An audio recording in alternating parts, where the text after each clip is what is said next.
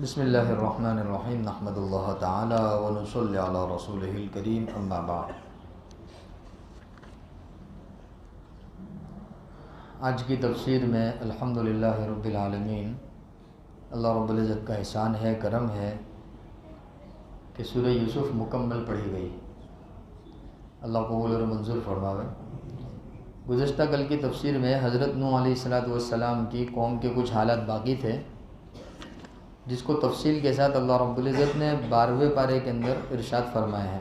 12واں پارہ جو پاؤ ہے، اس میں زیادہ تر حضرت نوح علیہ السلام کی قوم کے حالات ہی اللہ رب العزت نے بیان فرمائے۔ قصہ مختصر یہ ہے کہ اللہ تعالیٰ نے حضرت نوح علیہ السلام کو ان کی قوم کے پاس نبی بنا کر بھیجا، دین کی دعوت دے کر بھیجا۔ تو حضرت نوح علیہ السلام نے اپنی قوم سے فرمایا کہ انی لکم نذیر مبین، کہ میں اللہ کی جانب سے تمہارے لیے ایک پیغمبر ہوں۔ اچھا کام کرو تو تمہارے لیے خوشخبری ہے، برا کام کرو تو تمہارے لیے کیا ہے؟ وعید ہے۔ نذیر بھی ہو، مبین بھی ہو، یعنی اگر برا کام کرو گے تو تمہارے لیے ڈرانے والا ہو، اور اگر اچھا کام کرو گے تو پھر خوشخبری سنانے والا ہو کہ تم اللہ کے سوا کسی کی عبادت مت کرو۔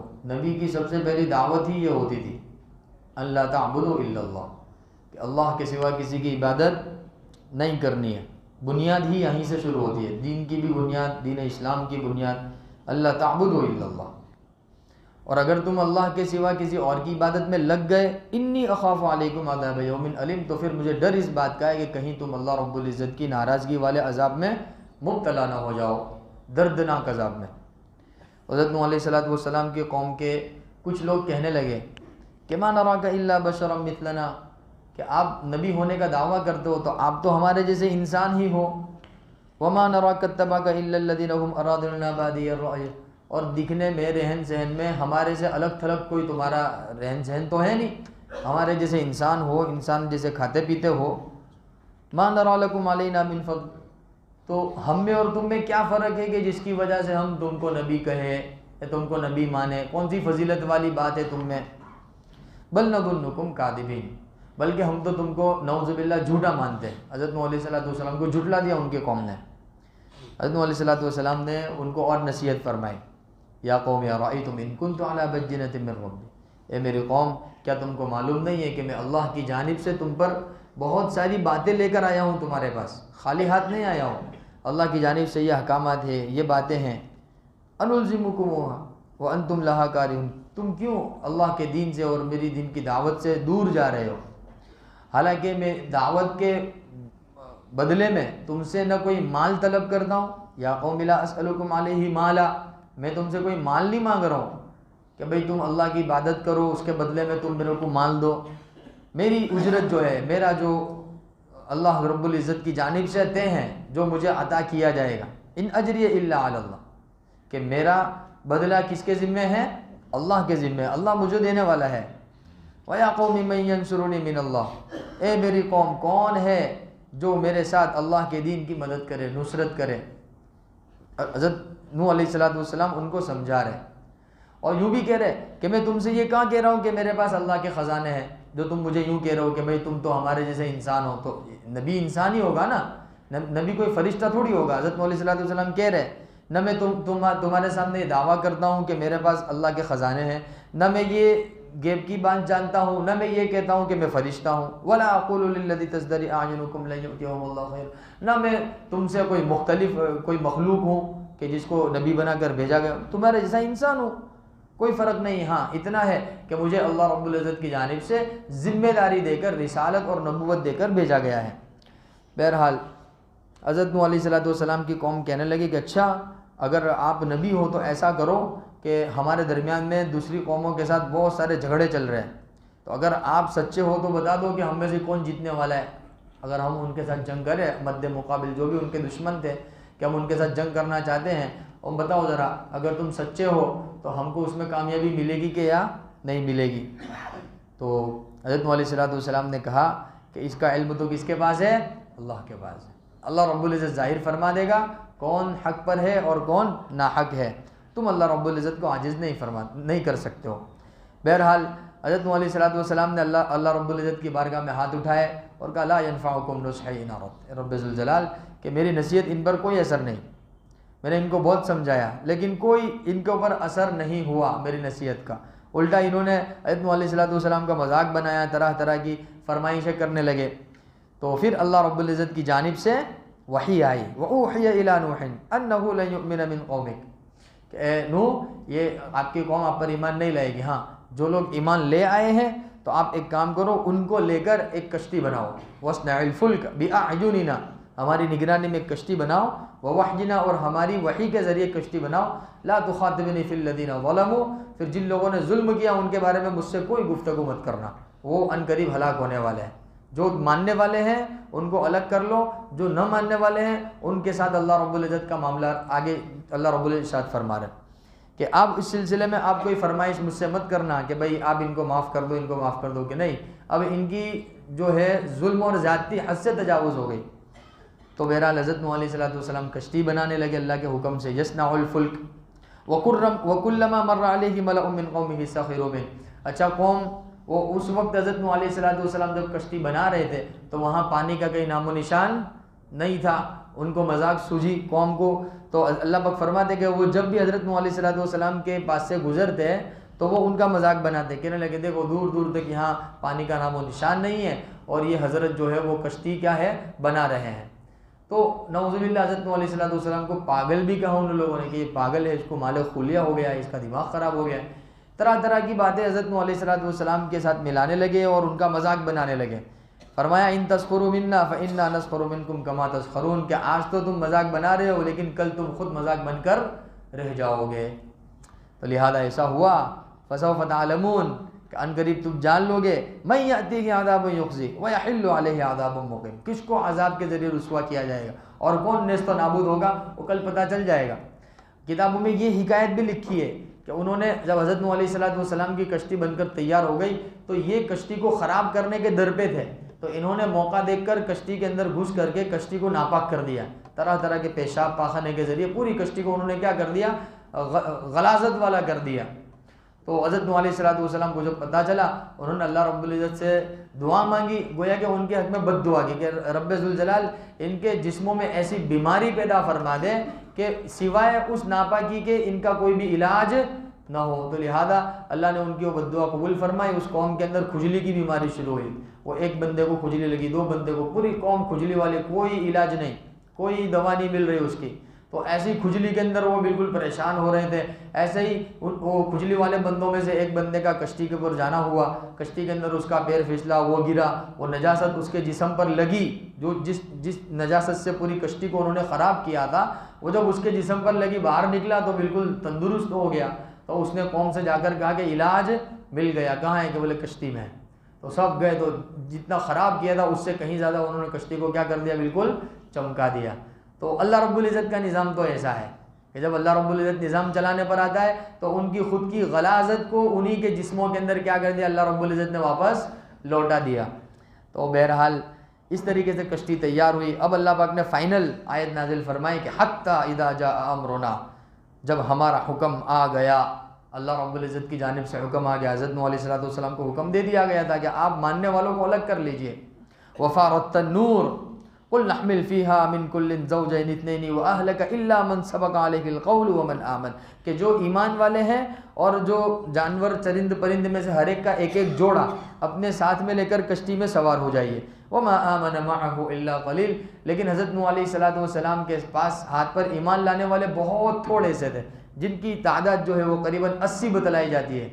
تھوڑی سی تعداد نے ایمان قبول کیا تھا، وہی تھوڑی سی تعداد لے کر کشتی میں سوار ہو گئے۔ اور پھر یہ اللہ رب العزت نے دعا بھی پڑھوائی کہ قال ارکبوا، جب کشتی میں سوار ہو جاؤ تو یہ دعا پڑھنا، بسم اللہ مجریہا ومرساہا۔ قرآن پاک میں یہی ایک لفظ ہے مجریہا، جس کو مجہول پڑھا جائے گا نا۔ عربی زبان میں مجہول نہیں ہے، ہم اپنی زبان کے اندر مجہول تو بولتے ہیں نا، لیکن عربی زبان کے اندر مجہول نہیں، معروف بولا جاتا ہے۔ تو اصل میں تو مجریہا بولا، مجریہا، زیر کھڑی زیر معروف پڑھی جائے گی مجریہا، لیکن یہ ایک موقع ایسا ہے پورے قرآن پاک میں جس کو مجہول پڑھا جائے گا مجریہا۔ تو یہ کشتی میں سوار ہونے کی دعا ہے. اللہ پاک نے کہا کہ کشتی میں سوار ہونے کے وقت یہ دعا پڑھنا, بسم اللہ مجریہا, شروع کرتا ہوں میں اللہ کے نام سے جو اس کشتی کو جاری کرنے والا ہے, ومرساہا, جو اس کشتی کو چلانے والا ہے, ان ربی لغفور الرحیم, یقیناً میرا پروردگار بہت زیادہ معاف کرنے والا, رحم کرنے والا ہے. بہرحال وہ کشتی چلی, پانی, اور پانی کیسا, آسمان سے بارش کے ذریعے پانی برسا اور زمین سے پانی نکلا, یعنی اوپر سے بھی اور نیچے سے بھی, دونوں طرف سے کیا ہو گیا, پانی پانی ہو گیا. آسمان سے پانی برسا, زمین نے پانی اگلا, باہر نکلا پانی, یہاں تک کہ جو تنور ہوتا ہے نا, تنور, وہ تنور کے اندر سے پانی نکل رہا, وفار التنور, وہ اندر پانی کو ابلنے لگا. وہی تجری بہم فی موج کالجبال, اور وہ جو کشتی تھی وہ پورے علاقے میں پہاڑ کے مانند پانی کے اوپر کیا ہو رہی تھی, چل رہی تھی. اللہ پاک فرماتے ہیں پہاڑ, یعنی وہ پانی اس قدر کثیر تھا کہ جس کی وجہ سے ہر چیز ڈوب گئی تھی, لیکن کشتی ایسی تھی جس کے ساتھ اللہ کی مدد تھی نا, وہ پانی کے اوپر پہاڑ کی طرح تیر رہی تھی, وہ کوئی ڈگمگائی نہیں. ونادى نوح ابنہ, اب اس دوران دیکھا حضرت نوح علیہ السلام کے ہاتھ پر ایمان لانے والوں میں ان کا خود کا بیٹا نہیں ہے, ان کا بیٹا جو ہے وہ نافرمانوں کے ساتھ ہے, بری صحبت والوں کے ساتھ ہے. تو حضرت نوح علیہ السلام نے اپنے بیٹے کو آواز لگائی, دیکھا کہ وہ بھی پانی کے اندر غرق ہو رہا ہے. ونادى نوح ابنہ, میرے بیٹا آ جاؤ. وكان في معزل یا بنی ارکب معنا, اور وہ جو ہو وہ سرکش لوگوں کے ساتھ تھا, یا بنی ارکب معنا, اے میرے بیٹے سوار ہو جاؤ ہمارے ساتھ. ولا تکن مع الکافرین, کافروں کے ساتھ مت رہو, کافروں کے ساتھ مت بیٹھو, آ جاؤ ہمارے ساتھ کشتی میں. تو وہ بھی متکبر تھا, تکبر کرنے والا تھا, اس کو اسباب پہ بھروسہ تھا. تو کہنے لگا سآوی الی جبل یعصمنی من الماء, میں تو پہاڑ کی چوٹی پہ چڑھ جاؤں گا, تو پانی وہاں تک تھوڑی آ پائے گا, اب پانی تو ابھی یہاں آئے گا نا, میں بالکل اوپر چڑھ جاؤں گا تو میں بچ جاؤں گا. میں کیا کروں گا, کیا ہو جاؤں گا, بچ جاؤں گا. یعصمنی من الماء, وہ پانی سے میرے کو بچا لے گا, پہاڑ کا اوپر کا حصہ. تو حضرت نوح علیہ السلام فرمایا کہ بیٹا لا عاصم اليوم, آج کوئی بھی بچنے والا, الا لا عاصم اليوم من امر اللہ, اللہ کے حکم سے آج کوئی بھی بچنے والا نہیں ہے, الا من رحم, ہاں جن پر اللہ رحم فرما دے. اور وہ کون لوگ ہیں, جو کشتی میں سوار ہو گئے. تو لہذا جو کشتی میں سوار ہے وہی بچنے والے ہیں, اس کے علاوہ تم چاہے کہیں پہ بھی پہنچ جاؤ, اوپر چڑھ جاؤ, بچنے والے نہیں ہو. وحال بینہم الموج فکان من المغرقین, باپ بیٹے کی یہ گفتگو چل رہی تھی اور ایک زوردار کیا آئی, موج آئی, اور وہ حضرت نوح علیہ السلام کے بیٹے کو بہا کر لے گئی. اور زمین کو گویا کہ حکم دے دیا گیا, وقیل یا ارض ابلعی ماءکی ویا سماء واقلعی وقضی الماء وقضی الامر واستوت علی الجود وقیل بعدا للقوم الظالمین. اور حضرت نوح علیہ السلام کی جو کشتی تھی وہ جودی پہاڑی کے پاس جا کر ٹھہری, پانی تو چاروں طرف سے ابل رہا تھا.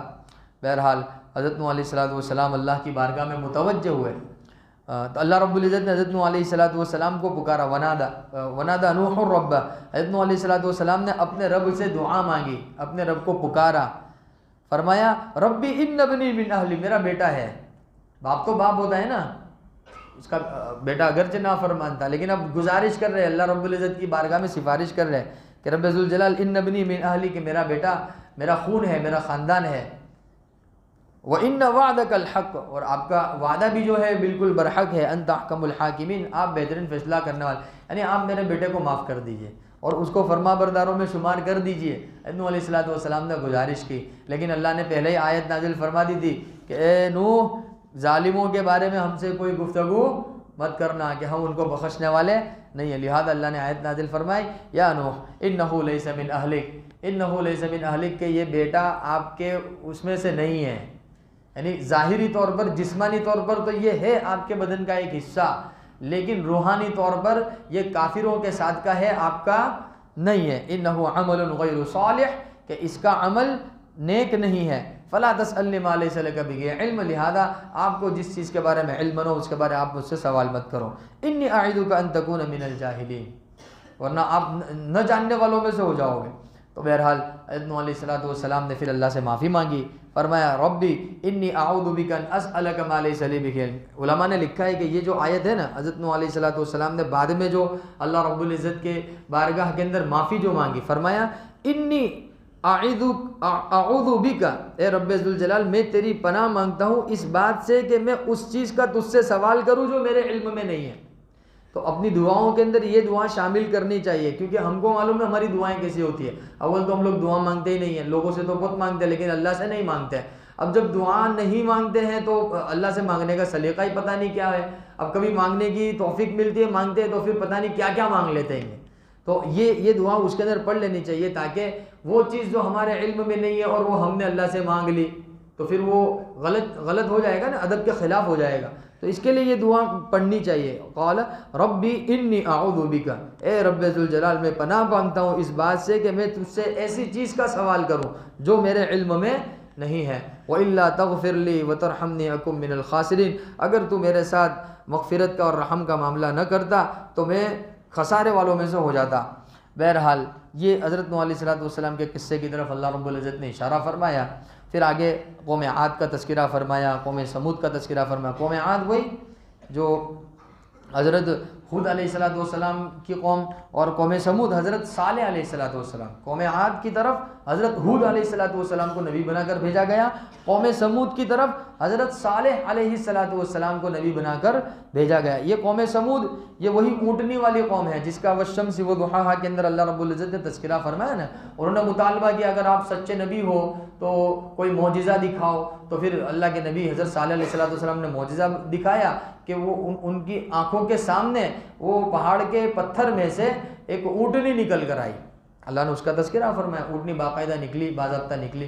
پھر حضرت صلی اللہ علیہ وسلم سے کہا کہ بھئی دیکھو یہ تمہارے کہنے کے مطابق اللہ رب العزت نے اپنا معجزہ ظاہر فرمایا ہے، اب تم اس کا خیال رکھنا، اس کو پریشان مت کرنا، اس کے کھانے کا اس کے پینے کا اہتمام کرنا۔ اب وہ چونکہ قدرتی طور پر معجزانہ انداز میں اونٹنی پتھر سے نکلی تھی نا، تو وہ انسانوں کی طرح کھانا پینا تو تھا نہیں، اس کا پانی بہت زیادہ پیتی تھی، ایک دن میں اتنا پانی پی لیتی تھی جتنی پوری قوم پی سکتی تھی۔ تو اب یہ لوگ شکایت کرنے لگے صالح علیہ السلام سے کہ یہ تو سب پانی پی جاتی ہے، ہمارے لیے کوئی پانی نہیں بچتا ہے گا۔ صالح علیہ السلام نے فرمایا کہ تمہاری فرمائش تھی، تمہاری فرمائش پر میں نے دعا کی، اللہ نے یہ اونٹنی نکالی، اب تم اس میں شک اور شبہ کرو گے تو پھر اللہ کے عذاب میں مبتلا ہو جاؤ گے۔ ابھی بہرحال حضرت صالح علیہ السلام نے ان کی باری بنا دی کہ چلو ایک دن تم پانی پیو گے، ایک دن یہ پانی پئیں گے۔ پھر وہ ایک لمبا واقعہ کتابوں میں لکھا ہے، پھر آخر میں انہوں نے کیا کر دیا، اس اونٹنی کو قتل کر دیا، ذبح کر دیا۔ تو وہ فدمدم علیہم ربہم بذنبہم فسواہا، اللہ رب العزت نے فرمایا کہ جیسے ان لوگوں نے حضرت صالح علیہ السلام کی اونٹنی کے ساتھ ظلم و زیادتی والا معاملہ کیا، اللہ رب العزت کی جانب سے عذاب ان کی طرف متوجہ ہوا، فدمدم علیہم ربہم بذنبہم فسواہا، بالکل ان کو نیست و نابود کر کے رکھ دیا۔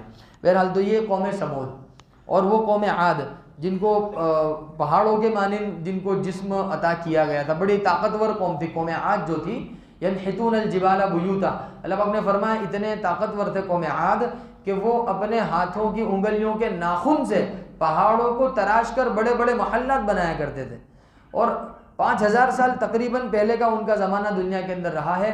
آج بھی مدینۃ المنورہ کی لائن کے اندر ایک علاقہ ہے العلا، العلا نام کی بستی کے اندر آج بھی اس زمانے کی عمارتیں موجود ہیں، البتہ وہاں کی حکومت نے وہاں پر جانا ممنوع کر دیا ہے۔ ابھی کچھ عرصے پہلے وہاں پر زیارت کے لیے جانے دیتے تھے، لیکن اب اس کو کیا کر دیا انہوں نے، بالکل بند کر دیا۔ تبوک کے موقع پر جب اللہ کے نبی صلی اللہ علیہ وسلم تبوک میں جا رہے تھے، اس بستی سے اللہ کے نبی صلی اللہ علیہ وسلم کا گزر ہوا تو اللہ کے نبی صلی اللہ علیہ وسلم نے چہرے پر کپڑا ڈال دیا اور صحابہ کرام سے کہا کہ جلدی چلو کہ یہ ظالموں کی بستی ہے، ان پر اللہ کا عذاب نازل ہوا ہے، یہ عذاب والی بستی ہے، ہم کو یہاں زیادہ رکنا نہیں ہے، جلدی جلدی چلنا ہے۔ تو بہرحال آج بھی کہ ان کے ناخن کی تراش ہوئی عمارتیں موجود ہیں، لیکن سب کیا ہے، بالکل ویران کھنڈرات پڑ گئی۔ تو بہرحال اللہ رب العزت نے قوم عاد کا تذکرہ فرمایا، قوم سمود کا تذکرہ فرمایا، قوم شعیب۔ اچھا، قوم شعیب کی خاصیت یہ تھی تجارت میں بڑے ماہر تھے، ان کے بارے میں ایک مقولہ بولا جاتا ہے قوم شعیب کے بارے میں کہ یہ مٹی کو سونے کے بھاؤ میں بیچ دیتے تھے، ایسی تاجر ایسی تجارت والی ان کی ذہنیت تھی۔ لیکن اللہ کے نبی حضرت شعیب علیہ السلام نے ان کو کہا کہ اللہ نے جو تم کو صلاحیت دی ہے اس کو صحیح استعمال کرنا، غلط استعمال مت کرنا، یعنی دھوکہ مت دینا۔ تو لہذا انہوں نے ایسا ہی کیا، دھوکہ دیا اور ناپ تول کے اندر کمی کرنے لگے۔ ان کو حکم دیا لا تنقصوا المکیال والمیزان، کہ ناپ تول کے اندر ترازو کے اندر کمی مت کرنا، لیکن وہ کمی کرنے لگے، دھوکہ دھڑی کرنے لگے، پھر اللہ رب العزت نے ان کو کیا کر دیا، نیست و نابود کر دیا۔ بہرحال یہ قوم شعیب کے بعد یہ سورہ ہود کے یہ سورہ ہود ختم ہوئی، پھر اس کے بعد حضرت یوسف علیہ السلام کا مستقل قصہ اللہ رب العزت نے بیان فرمایا۔ انشاءاللہ آئندہ کل کی تفسیر میں اس کو لیا جائے گا۔ اللہ رب العزت قبول اور منظور فرمائے۔ بسم اللہ الرحمن الرحیم، اللہم صلی وسلم علی سیدنا مولانا محمد وعلی آل سیدنا مولانا محمد وبارک وسلم۔ اے کریم آقا رحیم آقا ہم سب کی خطاؤں سے درگزر فرما، ہمارے گناہوں کو معاف فرما، سیئات کو حسنات سے مبدل فرما، پوری دنیا کے اعتبار سے جہاں کہیں مسلمان پریشان حال مدد فرما، نصرت فرما، خاص طور پر فلسطین اور غازہ کے مسلمانوں کی مدد فرما، نصرت فرما۔ اے رب ذوالجلال آج کی تراویح میں جو پڑھا گیا، سنا گیا، جو تفسیر ہوئی، رب ذوالجلال تو ان سب کو قبول فرما، اور اس کا جتنا ثواب ہم کو ملا اس کا ثواب سب سے پہلے حضرت محمد صلی اللہ علیہ وسلم کو، آپ صلی اللہ علیہ وسلم کی تمام آل اولاد کو، تمام صحابہ کرام کو، تمام انبیاء علیہ السلام کو، علماء حقانی، علماء ربانی، غرض پوری امت مسلمہ کو، یہاں تک کہ حضرت آدم علیہ السلام سے لے کر ابھی تک قیامت تک جتنے ایمان والے پیدا ہو چکے، ہو رہے یا ہوں گے، ان تمام ایمان والوں کی پاکیزہ ارواح کو اس کا ثواب پہنچا دے۔ یا رب صلی وسلم دائما ابدا علی حبیبک خیر الخلق کلہم، جزا اللہ عنا محمدا ما هو اہلہ صلی اللہ علیہ وسلم برحمتک یا ارحم الراحمین۔